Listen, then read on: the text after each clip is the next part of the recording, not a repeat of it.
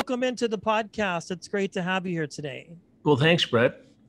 Well, you heard in our introduction correctly. We are chatting with Chris Hansen. This is not a drill, and but it's an all-in-fun conversation, not confrontational. But I have to say, not so far as you know, Brett. Yes. This, I would rather encounter you. Well, I would never encounter you the other way, but this is far more less intimidating, I would say. I mean, goodness gracious, I have so many things to talk about. But the first thing I want to make sure we cover is you just recently started a podcast, which I think people have to be obsessed with the fact that you have all the shows, but then you have this podcast, which takes people even deeper into this world that you've been a part of. Well, I get so many questions, Brett, all the time, as you can imagine. What happened to this person or that person? Or, there are hundreds and hundreds of predators who have surfaced in these investigations over the years. So we were talking about a podcast and the podcast space in general. And we finally said, look, let's do what we know. Let's do what people are interested in. And so we decided to call it Predators I've Caught. And we go back, and sometimes we do interviews. We had a few weeks ago the daughter of a predator named Daniel Allen, who showed up in a Riverside County, California investigation. And she was incredibly compelling, insightful. And even just sometimes for me to go back, 15, 16, 17 years to when we did the very first investigation, and to remember and relive and then do the research. And, I got a great team working on this, and we find out where these guys are today. It's fascinating stuff. And as we construct the new investigations, and we're out there doing those now and have been for a month or two for YouTube and for television, it's just so helpful to understand the mind of a predator, of a criminal like this.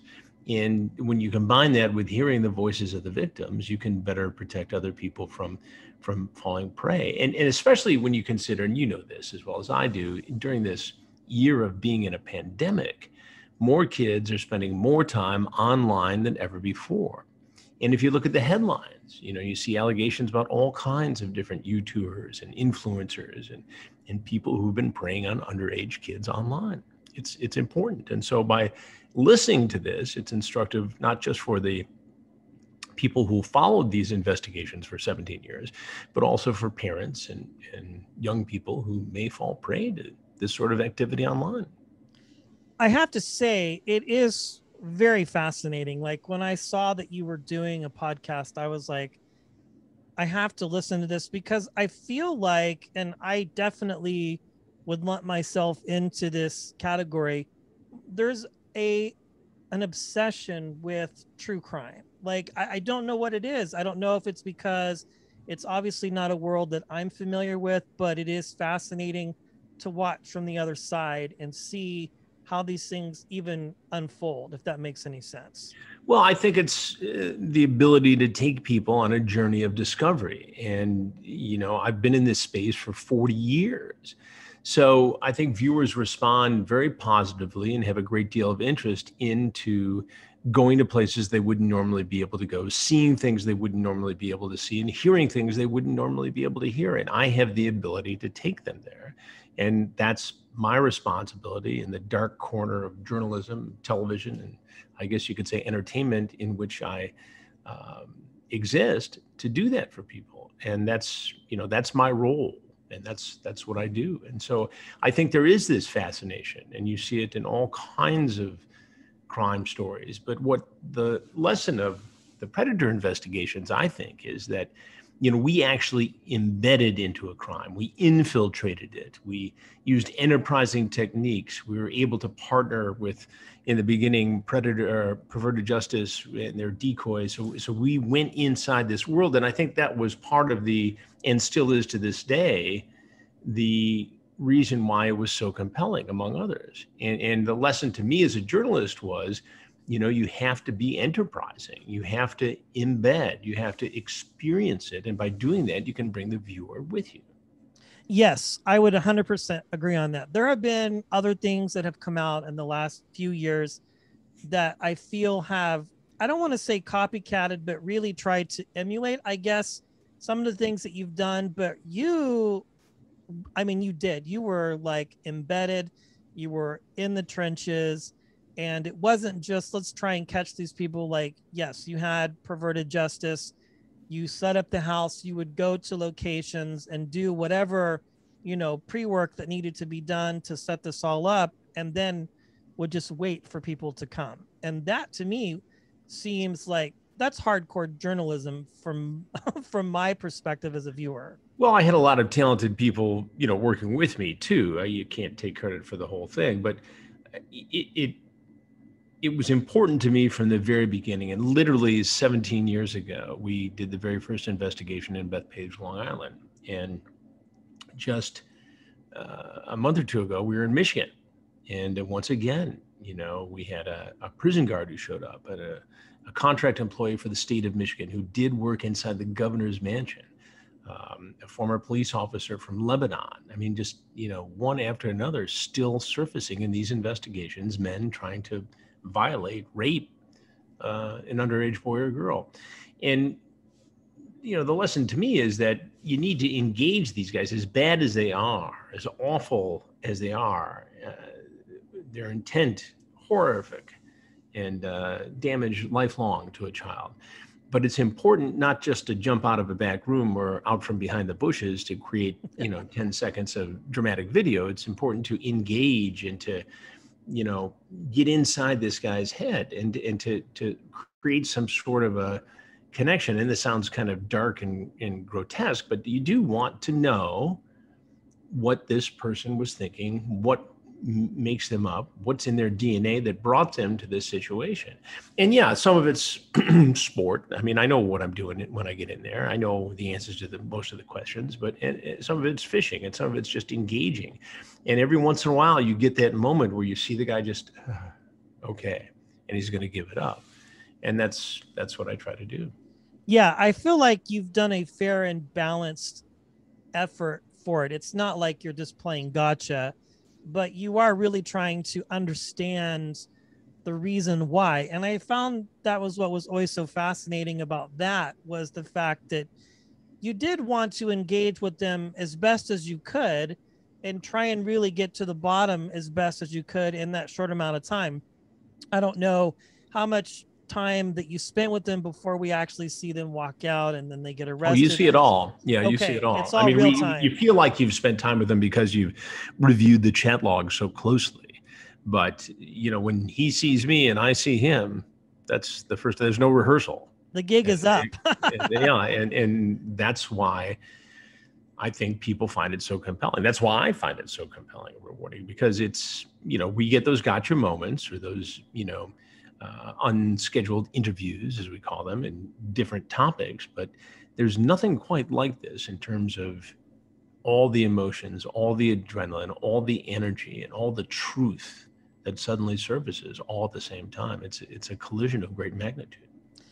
I do have a question about that, because this show was on for so long, and we'll talk about other things, but this show was on for quite some time, and eventually, just like any kind of hidden camera program, it could be anything. I mean, people start to become wise. I would hope that when they see you would think, yeah, you would think.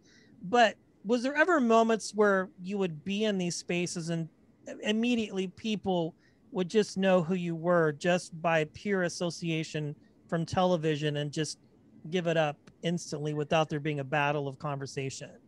Yes, on a couple of occasions, you can tell when somebody figures it out and is being cagey and trying to see if they can't talk their way out of it. But specifically, one always comes to mind. It was a young man who walked into our sting operation in the Jersey Shore in Manahawkin, New Jersey. And he was 25, I think, at the time, and walked in. And before I could say anything to him, he said, "Oh, you're Chris Hansen." I said, "Well, how did you know that?" He goes, "Oh, I watch your shows all the time. When I miss them, I watch them on the internet." I said, "Do you even get the problems that you are now facing because of your presence here?"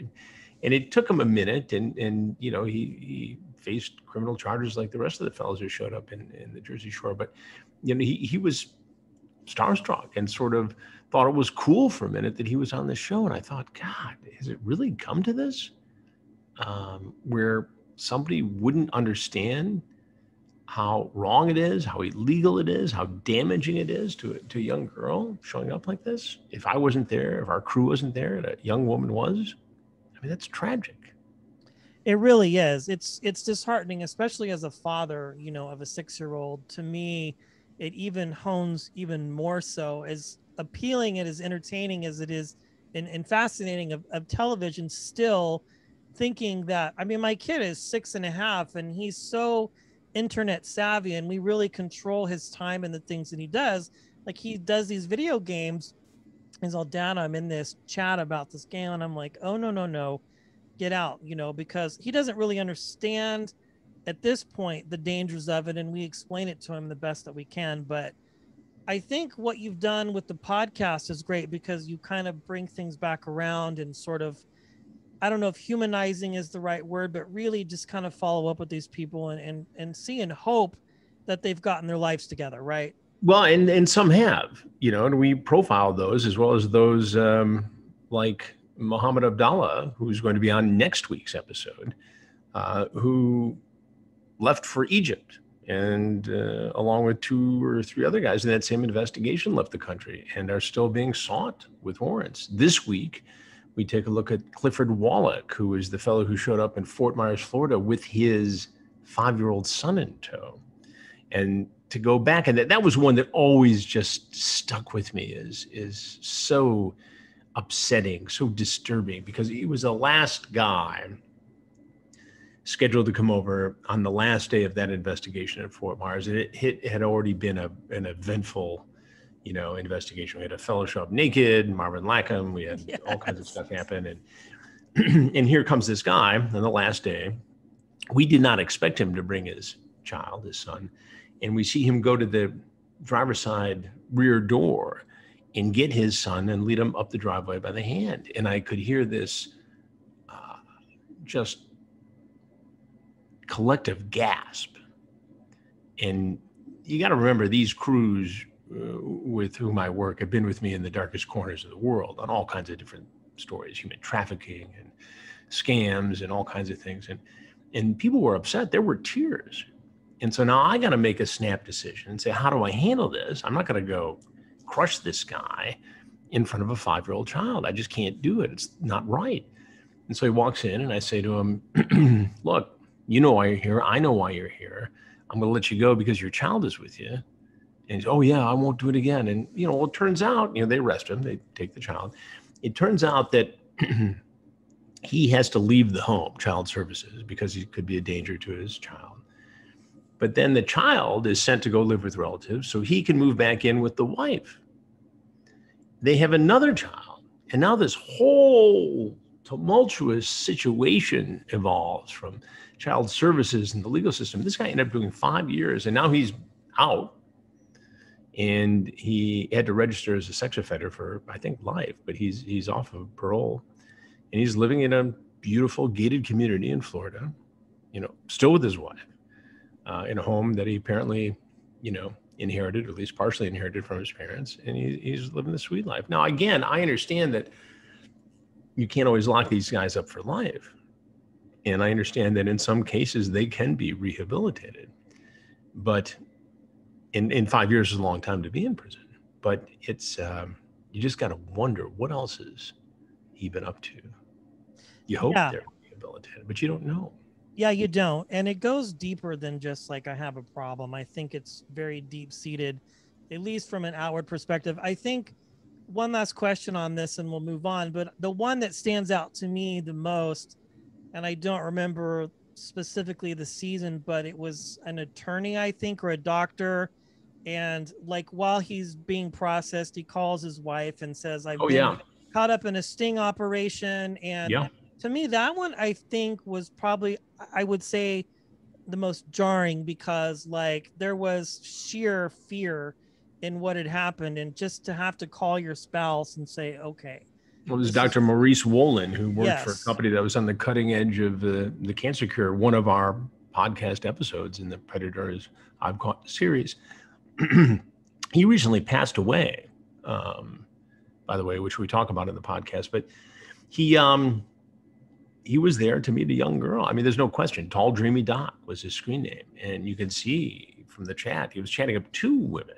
And the disturbing thing, well, it's all disturbing, but the shocking thing about it was that here's a guy who made good money, had a wife, had children, daughters. And what are you doing here in Petaluma, California, in somebody's backyard on a Saturday afternoon, pouring a margarita into a glass and spills, and he has no problem violating a 12, 13-year-old girl, but he's nervous because he spilled and he was looking for a towel, which is when he saw my sound man and then me, and then he bolted. The cops got him in the garage. And he called his wife and said, bring $30,000 to the Sonoma County Jail, but not the kids, you know. Now, that's like 30 minutes from where I live, Petaluma. So like, it's just down the street. It's crazy. I was going back and just watching different episodes and realizing how close you were to my neck of the woods, and how it's unreal how in your backyard this type of stuff is.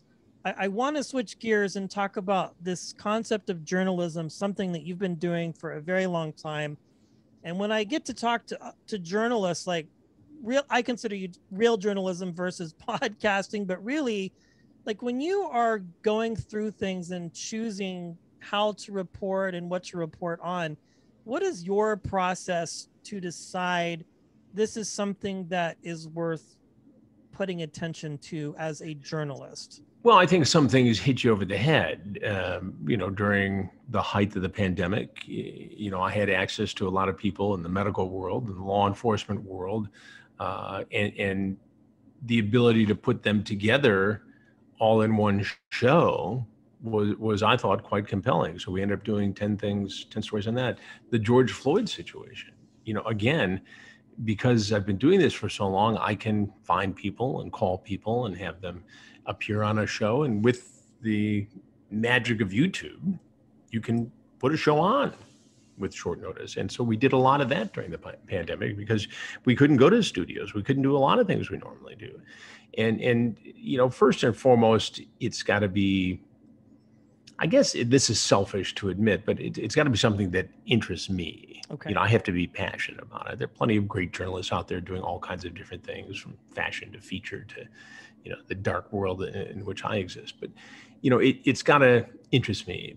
And then once I'm intellectually engaged in it, then, I'll obsess over it and I'll work on getting people on my shows or doing interviews with them that, aren't necessarily appearing everywhere else. And it's got to be compelling and interesting. I've been very fortunate, and I've got 2 sons in the business, one behind the camera and one in front of the camera. And they have the same, at least what I think is an innate gut that says, okay, this is something people care about. And there's just a sense about it that when I come across something, I can tell in my own mind, in my gut, I said, this is important. People care. And so that really, to me, is the benchmark for me to get all in. I find that fascinating because as a podcaster, I feel the same way. I want to talk to people who I find interesting, first of all, and secondly, that I know that my audience would find interesting as well. And I think there's a freedom in podcasting where you can kind of talk about things a little bit more loosely, if that makes sense, like a conversation with you, and kind of move and weave in throughout, the timeline of the things that you've done versus just choosing something specific. I mean, there are topics that people cover. I don't have that talent necessarily to talk about that, but maybe pop culture or entertainment, and just really kind of figure out what makes you tick as an individual, because I think it's interesting, everything that you've done. I mean, from all the crime shows to the podcast, I mean, I think there's just an obsession with all of it. And that's why I asked what I asked, because like for you do exist in this one particular world, but you also cover other things. So there's more than just one thing, obviously, that attracts you to being a journalist, right? It's not just. Oh, yeah. And to be engaged with people and to sort of have your pulse on what's going on in the world and have access to information. It's even as silly as this may sound. I mean, I do Cameo, which I found to be a wonderful, I'm sure people love it. Wonderful way to engage followers, and I've seen nothing else like it. But it also allows me to have a sense of humor, to be funny, or try to be funny, at least in that world, and to entertain in that way. It's been quite something. It's been a great experience, and I've enjoyed it a great deal. But you do get some serious requests where people will say, I'm ill, or this has happened, or I've had this very difficult life situation, and can you give me advice? And all of a sudden, it's not just this riff on a Predator phrase and a happy birthday. It's, you dig deep, and it forces you to connect with your own feelings and emotions and your experiences to try to help other people. And it becomes a bit of a responsibility, quite honestly, but one that I found very fulfilling. Yeah, I can imagine. Rewarding.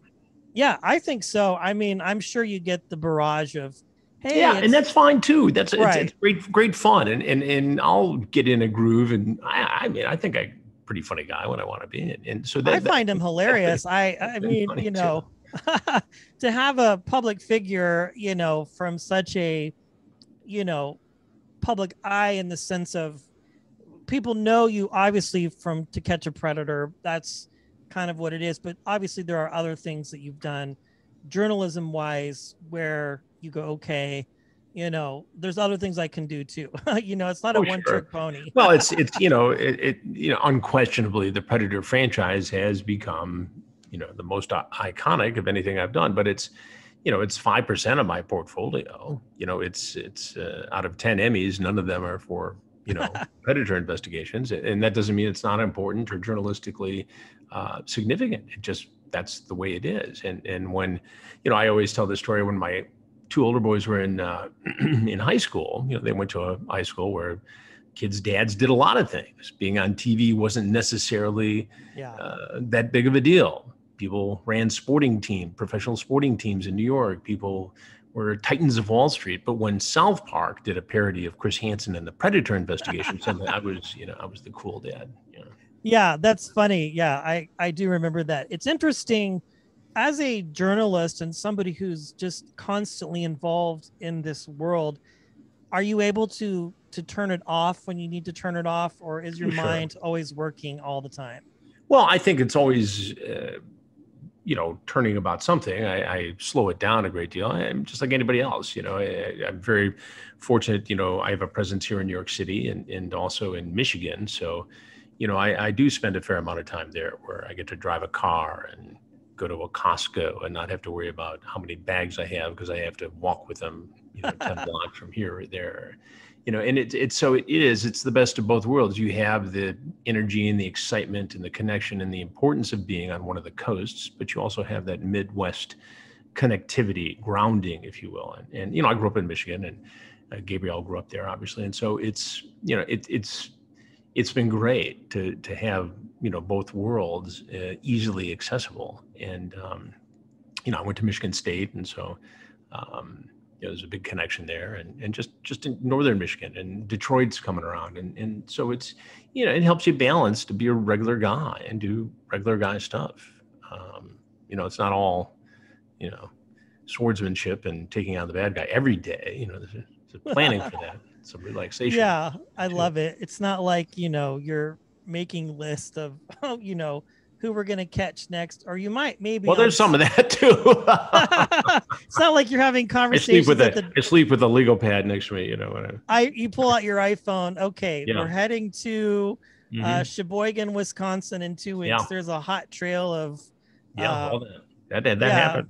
I'm sure. Yeah. I imagine the pandemic just really lit the gasoline to the fire for a lot of things, the George Floyd. I mean, just your coverage. Well, yeah. We had, family members of his on one of the shows, and it was just compelling and important and heartbreaking at the same time. And those are important shows.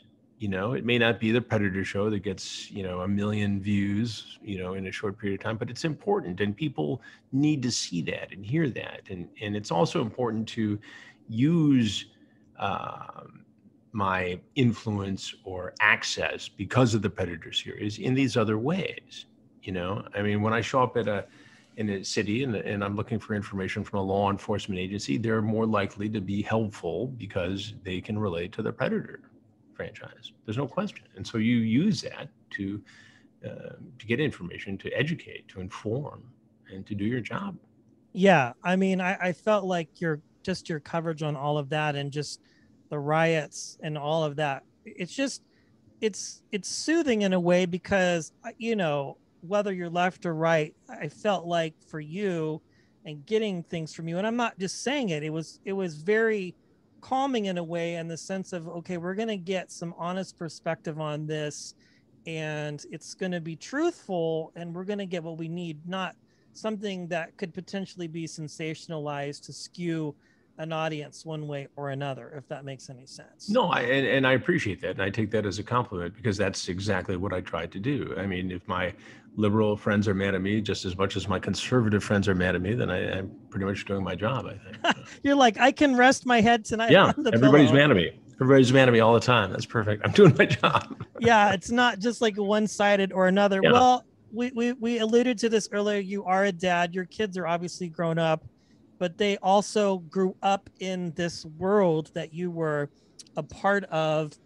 Being a dad and doing the type of reporting that you were doing, did a lot of that come home with you, as far as like just? Oh yeah, it was the center of the universe in some ways. I mean, yeah, we did regular guy stuff too, and fishing and sports and messing around in the backyard and all that. But they also grew up in a home where there were federal agents and judges and intelligence officers and cops and politicians that were in my circle of friends and acquaintances. And so they grew up at, dinner tables where there was a lively discussion and information was exchanged that wasn't readily available to the general public. And I think they liked it.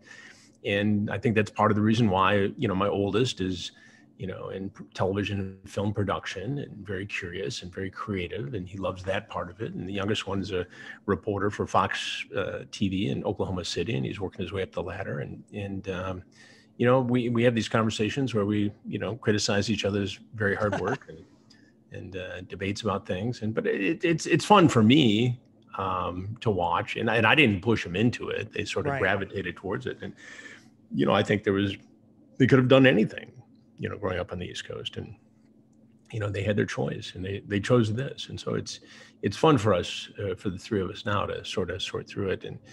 And you just watch everybody progress. It's a great time of life, quite honestly. It has to be rewarding as a father to have your children really follow in your footsteps and be a part of the journalistic world, because it so well. Well, and you hear all this crap all the time. Journalism's dead, and this and that, and these people who hate Fox and they hate the mainstream networks. And I tell people all the time, I said, be a good consumer. Realize that what's on at 9:00 at night on one of the cable news networks is not necessarily what's on at 6:30 on ABC, CBS, or CNN or NBC. It's different. It's like reading the op-ed page of the newspaper. And I think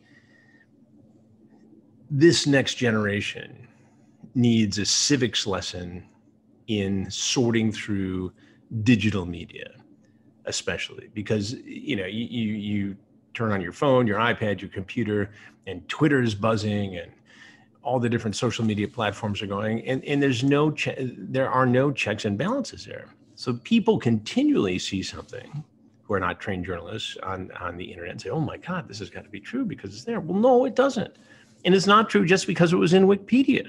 Wikipedia. I mean, it's. I have two birthdays. March and September. One of them is my fake birthday that I that just caught fire because it was in Wikipedia. I can't even access my own Wikipedia page. It's horrible. The bad picture. I can't. I'm the guy, and I can't even access it. So what does that say about the truth and veracity of a Wikipedia page? Yeah, I think suspect at best. Yeah, let's have a seat, Wikipedia, and talk about. Listen. I've reached out. I'll pay attention to it for 10 minutes. I get busy with 100 other things because I assume that people know it out there, that just because somebody says something about you, but people say atrocious things about you as a public figure. I can imagine you have to develop almost a skill set, I would Well, think. intelligent people know better. I mean, it's not, it's not happening every day. But, when you go after people and when you go after some of the digital predators that I've gone after, some of the shows we've done on the YouTube channel that have turned into television, I mean, they have the ability to create misinformation campaigns and come back at you. And that's, that's just part of the cost of doing business. But it is amazing that there's a generation that doesn't know necessarily how to sort through and sift through what is true and what is not, because it's so prolific and so out there. It is. It really is. Like, there's just unlimited information at your fingertips to be able to just get literally anything that you want at any moment and be able to have access to it and just go berserk with whether it's Twitter or Instagram or Facebook or whatever. I mean, I feel like they're starting to put some guards in place as far as, especially I've noticed with the whole COVID and all of that misinformation posts getting taken down now, with Facebook put the blocks up about the George Floyd verdict and all of that, and misinformation is being taken down. But I agree with you. Again, I feel like we have a long way to go to get there. Well, and I think by talking about it like this is very productive, because I think it makes people think about that sort of thing. And I think it's important. Absolutely. One last question here as we kind of wrap things up, kind of looking at your career. I know you've been doing this for a very long time. What was it that interested you in pursuing this career of journalism and reporting? And then did you know, I'm going to be doing this for a very, very long time? I grew up about a mile and a half from where Jimmy Hoffa disappeared. There was a restaurant called the Red Fox. And this is a true story. And I was 14, 15 years old at the time, and I was fascinated, absolutely fascinated by the story, and the local police and the FBI and local reporters for Channel 7, 4, and 2 being up there, and the networks coming in. I used to ride my bike up there to the crime scene because there's so much activity, just to check it out. And I guess I got bit by the bug then and continually followed that story and went off to college a few years later. And, on the first day, walked over to the student radio station and signed up, didn't know what I was doing, but, suddenly I was a reporter, and that was fine with me. And so a lot of my training came on the job. And I mean, I studied journalism and broadcasting at Michigan State, and it was a great school at which to do that. And I was very fortunate to, get jobs along the way in radio and print. And ultimately, as a senior in college, was working part-time at the NBC station there. And, $4.90 an hour and all the fires and city council meetings I could cover, but it was a great experience. And when I graduated, I went full time, and that was the start of it. So it was very, very fortunate. And I think, it's hard for kids these days to get that big of a break that early. They want you to go to smaller markets, which is good. And smaller markets need, quality reporters too. And that's how you get your start. You head up to the woods and get it going. And there's a great, listen, my son Connor started in Traverse City and had a marvelous news director up there, just a great guy who decided after working in larger markets, he wanted to be in Traverse City. And he was a news director. I remember he was going up to interview for the job. I said, well, do your research, check out and see what this guy's about. He said, well, it says here that he was, he left his last job in a big market after punching a hole through the wall in the newsroom meeting. I said, that's your guy. That's who you want to work for. He's a character. He's obviously passionate. And he ended up being a wonderful news director for a young reporter. And I think he's still in that market, I believe. That's funny. It's like, sounds like something out of a television series. But those are great story. It's great. It's a great experience. It's not, you're not working at an accounting firm. I mean, it's a different sort of job, and you have to be cut out for it. It's not for everybody, Definitely not for the faint at heart, I would imagine, especially with not just some of the topics that you've covered, but just really being a fair. Well, it's not 9 to 5. No. It's not 9 to 5. And I imagine you're on all the time, as far as like, if something comes across your desk, you have to be ready for it and ready to tackle it. Well, that's true. I mean, you do get a chance to hide, but when you're in local news or you're doing nightly news, I mean, you're you're on the clock, you're hustling. I mean, yeah, there's, the days where nothing's going on and you sneak away to Hurley's or one of the joints around the corner and have a few pops. And those are great days, but they're few and far between, Yeah, I would imagine, especially too, being as recognizable as you are, people know who you are, and it's easy to get access to you if they see you in public. But well, that's just part of the, that's part of the deal. It's I should tell my oldest son thought it was strange when he was young that people would stop you in an airport and want to chat. And I said, the time to worry about that is not when they stop you. The time to worry about that is when they don't know who the hell you are. That's when you Well, I think it's pretty safe to say all of my listeners will know. And I love the podcast. I'm excited to hear more episodes in the YouTube channel, and maybe a To Catch a Predator reboot one of these days on Netflix. It's being shot as we speak. Oh boy. Well, there you have it, folks. Stand by. Stand by. We got it. Awesome. We're excited for it. Well, Chris, thanks for hanging out with me today. I appreciate it. Thank you for having me on. I appreciate it very much, Brett.